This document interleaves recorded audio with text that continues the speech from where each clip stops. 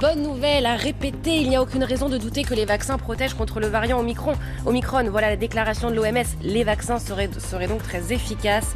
Je m'attends à ce que les vaccins dont nous disposons actuellement soient efficaces contre les maladies graves et les hospitalisations.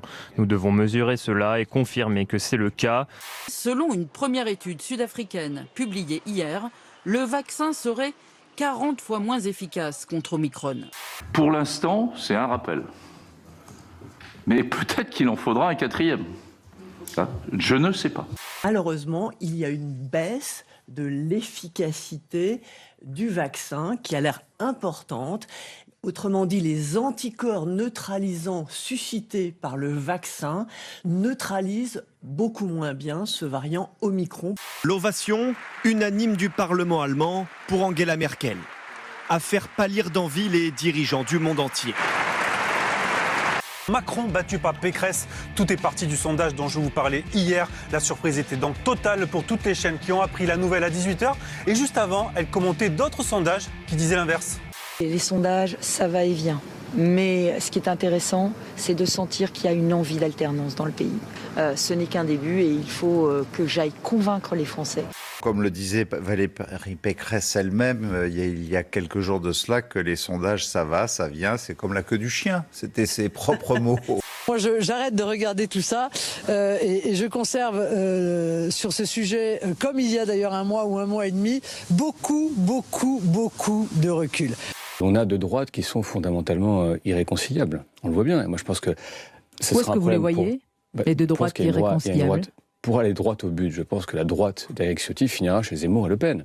La gauche est très faible, qu'il faut absolument aussi que les thèmes, qui sont les thèmes principaux, on a parlé des inégalités, on a parlé de santé, on parle de l'école, on parle de pouvoir d'achat, ces thèmes-là aujourd'hui n'occupent pas suffisamment le débat public. Vous m'auriez invité il y a 8 jours, vous m'auriez parlé de M. Zemmour. Aujourd'hui, vous me parlez de celle qui est dans l'actualité parce que nous avons eu une campagne primaire des Républicains où tout le monde a été sur la surenchère, ayant pour modèle M. Zemmour. La conséquence que j'en tire, c'est qu'il faut organiser une primaire de cette gauche, arbitrée par nos concitoyens. Je sais qu'ils seront très nombreux. Plus de foie gras dans les réceptions officielles à Lyon. La mairie écologiste estime en effet que la production de foie gras ne permet pas d'assurer le bien-être animal. La ville n'en commande plus depuis l'automne 2020. L'histoire, nous gagnons à la respecter, à l'apprendre, à permettre à nos historiennes et nos historiens, sur la base de traces, de documents, de construire une vérité historiographique. Et gardons-nous de la manipuler, de l'agiter, de la revoir. Valentin Aimé, 27 ans, était encarté chez les Républicains depuis début novembre. Il avait voté pour Éric Ciotti au 2e tour du congrès LR. Il avait été placé en garde à vue pour violence avec préméditation dimanche. La ministre Marlène Schiappa est récompensée. Oui, elle reçoit le grand prix de l'humour politique pour cette petite phrase.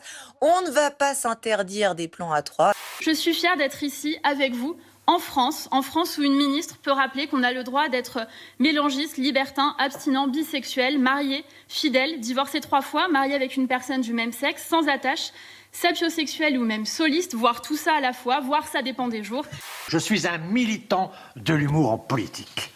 Je pense que c'est très important de cultiver la distance, que notre monde aujourd'hui est en train de devenir violent et que c'est la disparition de l'humour qui annonce des temps difficiles.